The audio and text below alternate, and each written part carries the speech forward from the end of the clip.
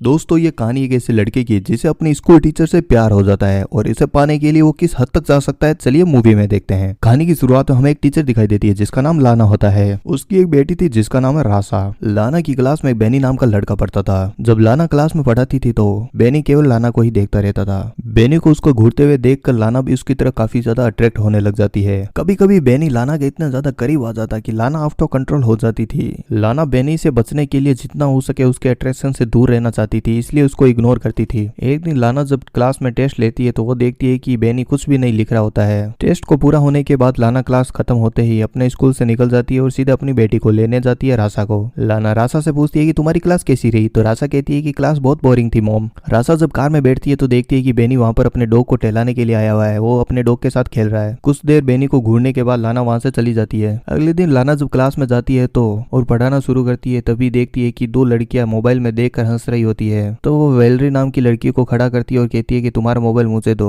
जब क्लास खत्म होगी तब उसके बाद मैं तुम्हें दे दूंगी। वेलरी लाना को मोबाइल देती है और उसे गंदी चुड़ैल बोलती है। लाना वेलरी को कहती है कि मैं तुम्हारी प्रिंसिपल से शिकायत करूंगी। जब क्लास खत्म होती है वेलरी अपने घर जा रही होती है तभी हम देखते हैं कि बेनी वेलरी को काफी ज्यादा धमका रहा होता है। उसके सारी बुक्स और जो होती है नीचे गिरा देता है और उसकी साइकिल को उठा के पटक देता है जिससे कि वो खराब हो जाती है। और ये सारा नजारा लाना अपनी खिड़की से देख रही होती है। और उसके बाद वो स्टाफ रूम में जाकर अपने स्टाफ से बात कर रही होती है। वह बेनी के बारे में कुछ जानकारी लेती है। उससे पूछती है कि बेनी का स्वभाव कैसा है। दरअसल उसके स्टाफ को ज्यादा कुछ पता नहीं होता है तो इसके बारे में ज्यादा कुछ पता नहीं चलता है। लाना बेनी को बुलाती है और उसे एक खाली क्लासरूम के अंदर ले जाती है और उसे पूछती है कि तुम्हें क्लास में अच्छा तो लग रहा है ना, तुम कंफर्टेबल तो हो ना। बेनी उसके किसी की बात को जवाब नहीं देता है। लाना उसके घुटनों पे हाथ रखकर बेनी से पूछती है कि तुम्हें किसी भी प्रकार की कोई मदद चाहिए तो मुझे बता सकते हो। तो बेनी लाना से साफ शब्दों में पूछता है कि तुम्हें क्या चाहिए, और वो लाना से कहता है कि तुम सच में मेरी मदद नहीं करना चाहती, ये दिखावा मत करो, सीधे सीधे बताओ तुम क्या चाहती हो। लाना बेनी को समझाती है कि तुम्हारा भविष्य खतरे में है, तुम्हें पढ़ाई पर ध्यान देना चाहिए। बेनी कहता है मेरे भविष्य के बारे में बात करना छोड़ दो, तुम बताओ तुम्हें क्या चाहिए। तो लाना को कोई भी जवाब नहीं सूझता है तो वो बहाना करके वहां से चली जाती है। फिर अगले दिन हम देखते हैं कि लाना जब क्लास में आती है तो देखती है कि बेनी अपनी जगह पर नहीं है, उसका केवल उसकी जगह पर बैग पड़ा है। जब सभी बच्चे क्लास से निकल जाते हैं तो लाना उसके बैग के पास जाती है और बैग के अंदर से उसकी स्वेटर निकालती है। वह उसे सूंघ कर वापस उसके बैग में रख देती है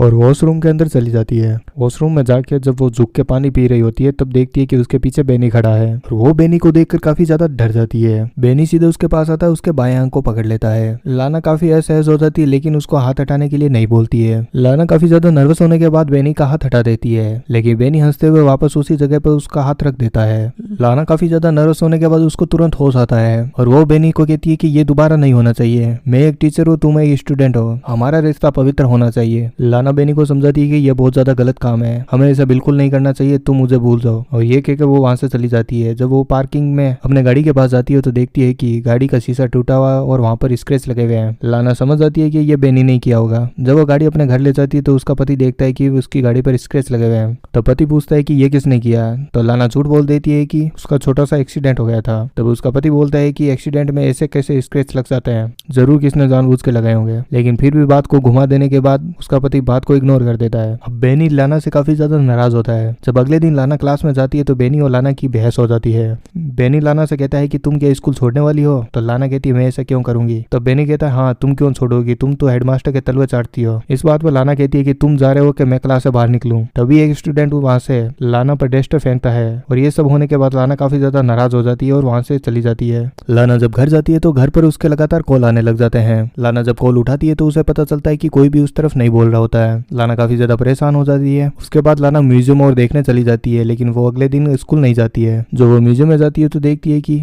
बेनी उसका पीछा कर रहा होता है। तो वो भागकर लिफ्ट के अंदर घुस जाती है। तो बेनी भी पीछे पीछे उसके पीछे लिफ्ट में घुस जाता है। बेनी लाना को समझाता है कि वो उसे काफी ज्यादा मिस कर रहा था इसलिए तुम्हारे पीछे पीछे यहाँ पर आ गया। और बेनी सीधे ही उसके ऊपर वाले दोनों अंगों को पकड़ लेता है। लाना फिर आउट ऑफ कंट्रोल हो जाती है और बेनी को किस करने की कोशिश करती है लेकिन बेनी उसे किस करने से मना कर देता है। लाना का 2 बार कोशिश करने के बावजूद बेनी उसे किस करने के लिए मना कर देता है। यहाँ पर बेनी एक सख्त लौंडा निकलता है जो कि लाना को किस करने से मना कर देता है और उंगलियों को उसकी बॉडी पर घुमा देता है। अब लाना को रात को बहुत ज्यादा बुरे बुरे सपने आते हैं और उसको ये महसूस होता है कि उसकी फैमिली उससे काफी ज्यादा दूर होने लगी है। बेनी के किस ना कर देने से भी लाना को काफी ज्यादा हर्ट हुआ होगा। अगले दिन हम देखते हैं कि लाना प्रिंसिपल रूम में जाती है और वहां से पेपर चुराती है और वो पेपर सीधे ले जाके बेनी के बैग में रख देती है ताकि वो उसको फंसा सके। वो सिक्योरिटी को इन्फॉर्म करती है और बेनी को पकड़वा देती है। ये बात इतनी ज्यादा बड़ी हो जाती है कि बेनी को स्कूल से निकाल दिया जाता है। अब लाना सोचती है कि उसका पल्ला पूरा हो गया है। तब एक दिन लाना स्टोर में अपनी बेटी रासा के साथ होती है तभी उसकी बेटी खोज होती है। तब लाना सिक्योरिटी को कहती है कि मुझे कैमरे देखने हैं। जब वो कैमरे देखती है तो उसे पता चलता है कि बेनी उसका पीछा कर रहा होता है। तब उसे शक होता है कि बेनी उसकी बेटी को ले गया होगा, लेकिन तभी उसके पति का कॉल आ जाता है और उसे पता चलता है कि उसकी बेटी उसके साथ है। तब लाना के जी में जी आता है और वो काफी ज्यादा खुश होती है और सिक्योरिटी गार्ड को थैंक यू बोल के वहां से चली जाती है। अब बेनी लाना का जीना हराम कर देता है और रात को सोती है तो बेनी आता है और दरवाजा खड़का कर चला जाता है। जब वो उठ के देखती है तो वहां पर कोई नहीं होता।